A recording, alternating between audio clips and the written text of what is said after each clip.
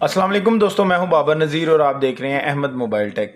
आज दोस्तों हमारे पास सैमसंग का J5 2016 मॉडल आया है पैनल रिप्लेसमेंट के लिए।